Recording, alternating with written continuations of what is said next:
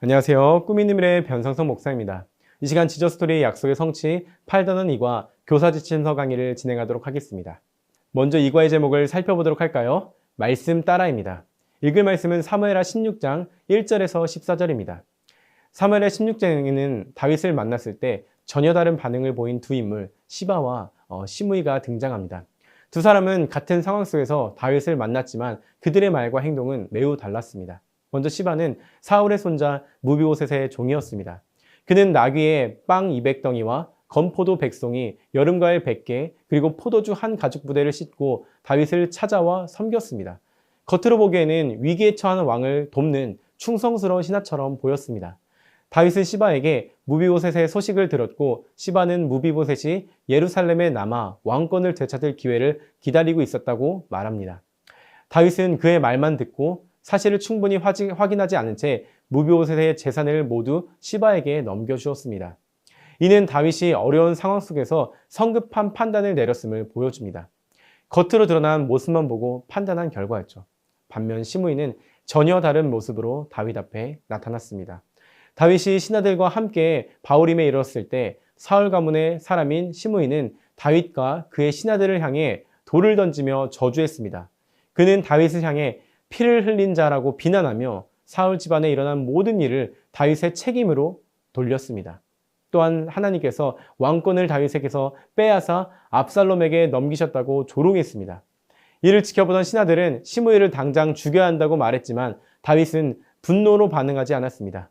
오히려 여호와께서 그에게 명령하신 것일 수 있다고 말하며 자신을 돌아보았습니다. 다윗은 시므이의 저주를 단순한 모욕으로만 여기지 않고 하나님 앞에서 자신을 성찰하는 기회로 받아들였습니다.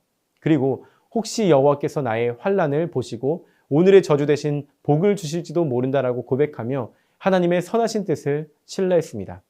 이러한 다윗의 모습은 그가 여전히 하나님을 의지하는 믿음의 사람임을 보여줍니다. 다윗은 시바의 말에는 순간적으로 흔들려 성급한 판단을 내렸지만 시므이의 저주와 고난 앞에서는 자신의 감정보다 하나님의 뜻을 먼저 생각했습니다. 사무엘의 16장은 믿음의 사람도 연약할 수 있지만 결국 하나님께 시선을 돌릴 때 다시 올바른 길을 걸어갈 수 있음을 보여줍니다. 우리 역시 때로는 사람의 말에 쉽게 흔들릴 수 있고 성급한 판단을 내릴 수도 있습니다. 또한 예상치 못한 비난과 그 어려움 앞에서 분노하거나 낙심하기도 합니다. 그러나 중요한 것은 그런 순간에도 하나님을 바라보는 것입니다. 상황이 내 뜻대로 흘러가지 않을 때도 모든 것을 하나님께 맡기고 하나님의 뜻을 신뢰하며 걸어가는 삶이 믿음의 삶인 것이죠. 하나님은 그런 사람을 끝까지 붙드시고 선한 길로 인도하십니다. 이를 가지고 우리 아이들이 가르칠 원포인트를 함께 읽어볼까요? 하나님 말씀대로 도와주며 살아요. 이어서 우리가 함께 외울 말씀을 다 같이 읽어보겠습니다. 무슨 일을 하든지 마음을 다하여 주께 하듯 하고 사람에게 하듯 하지 말라. 아멘. 이 말씀을 가지고 살펴볼 8단원 2과 교리는 섬김입니다. 다윗이 압살롬의 반역으로 예루살렘을 떠나 도망가던 중 두 사람을 만나게 됩니다. 시바는 겉으로는 다윗을 돕고 섬기는 것처럼 보였지만 실제로는 자신의 이익을 얻기 위해 거짓말을 했습니다. 반면 시므이는 다윗을 향해 저주하고 돌을 던지며 모욕했지만 다윗은 그들을 향해 즉시 분노하거나 보복하지 않았습니다. 그는 모든 판단과 심판을 하나님께 맡기며 하나님의 뜻을 구했습니다. 이 말씀은 참된 섬김이 무엇인지를 가르쳐줍니다. 참된 섬김은 사람들에게 인정받거나 자신의 이익을 얻기 위해 한 행동이 아니라 하나님을 사랑하는 마음에서 나오는 겸손한 순종인 것이죠. 하나님은 사람의 겉모습이나 행동만 보시는 분이 아니라 그 마음의 중심을 살피시는 분이십니다. 그래서 하나님은 진심으로 하나님과 이웃을 섬기는 사람을 기뻐하십니다. 그러므로 우리는 어떤 상황에서도 자신의 유익보다 하나님의 뜻을 먼저 생각해야 합니다.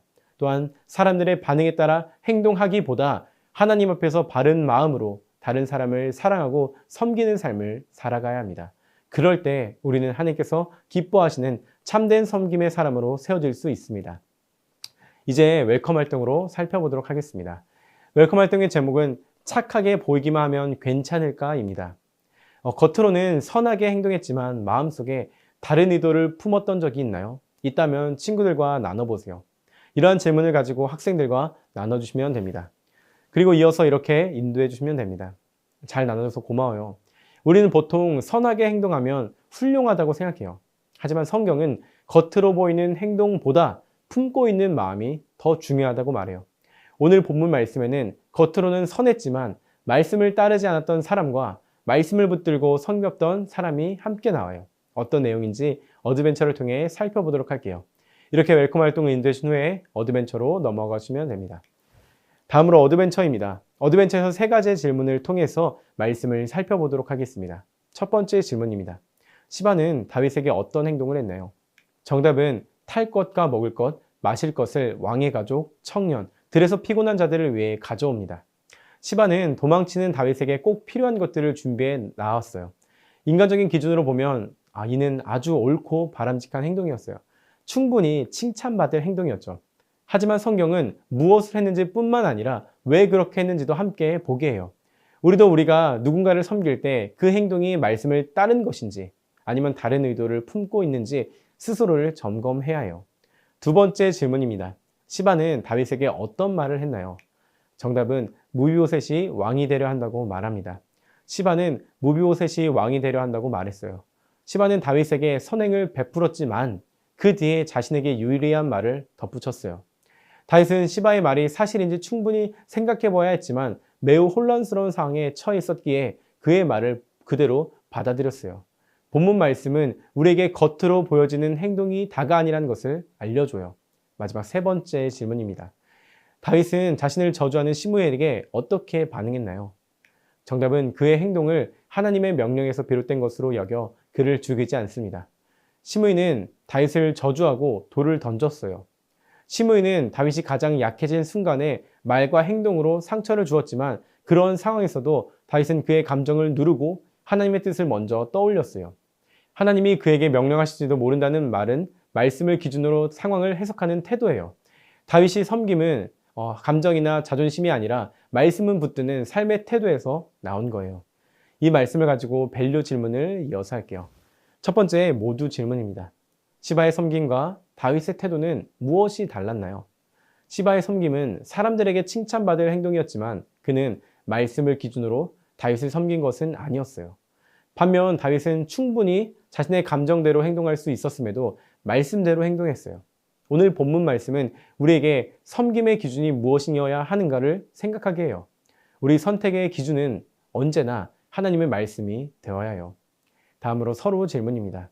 왜 다윗은 즉시 복수하지 않고 하나님의 뜻을 기다렸나요? 다윗은 나라를 다스리는 왕이었기에 자기 뜻대로 시므이를 처리할 수 있었어요. 그러나 다윗은 그렇게 하지 않았죠. 그는 자신의 뜻대로 하나님을 판단을 기다렸어요.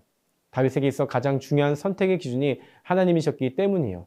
말씀을 따라 사는 삶은 어쩌면 답답하고 인내가 필요한 것일 수 있어요. 하지만 하나님의 사람인 우리는 조금 더딜지라도 하나님의 방식을 선택하며 살아가야 해요. 마지막으로 개인 질문입니다. 말씀보다 감정이나 상황을 더 따를 때가 있지는 않나요? 솔직히 말하면 우리 모두에게 그런 순간이 있을 거예요. 아무도 나의 섬김을 알아주지 않을 때, 열심히 했는데 반응이 없을 때, 그 외 여러 이유로 마음이 상할 때 말씀보다 감정이 앞설 때가 있을 거예요. 그럴 때 우리는 굳이 내가 이렇게까지 해야 하나 라고 생각하기 쉬워요. 하지만 오늘 본문 말씀은 우리에게 지금 나는 무엇을 기준으로 살고 있는가 라는 질문을 하게 해요. 하나님은 언제나 우리를 보고 계시며 우리와 동행하고 계세요. 다른 사람들의 반응이나 처한 상황이 아니라 하나님이 우리의 갈 길을 인도하신다는 것을 기억할 때 섬김은 부담이 아니라 믿음의 선택이 돼요. 이렇게 밸류 질문과 답을 정리해 주시면 됩니다. 이어서 어떻게 말씀을 따르는 삶을 살 수 있을지 인커리지를 통해 알아보고 실천해 보도록 할게요. 마지막 인커리지 활동입니다. 필사 미션이네요. 이렇게 안내해 주시면 됩니다. 골로새서 3장 23절 말씀은 우리에게 섬김의 기준을 분명히 알려줘요. 이를 기억하며 말씀을 적어보세요. 다 적었다면 한번 암송해 볼게요. 사람에게 보이기 위해서가 아니라 하나님의 말씀을 기준으로 행동하는 것이 말씀을 따라 사는 삶이에요. 한 주간 학교에서, 가정에서, 친구들 사이에서 이 말씀을 떠올려 보세요. 지금 하고 있는 일을 죽게 하듯 하고 있는가? 라고 스스로 물으며 자신을 점검하는 친구들이 되길 바라요. 오늘 배운 말씀을 통해 하나님께 드리는 나의 다짐을 기도 제목란에 적어보세요. 다 적었다면 선생님이 대표로 기도하고 8단 2과 공과 공부를 마치도록 할게요. 이렇게 안내를 해주시면 됩니다. 오늘 이과를 통해 하나님의 말씀대로 도와주며 살아야 한다는 사실을 배웠습니다. 이번 한 주 모든 청소년들과 그 가정이 하나님의 말씀을 따라 서로 도우며 살아가길 소망합니다. 이상으로 이과 교사 지침서 강의를 마치도록 하겠습니다. 감사합니다.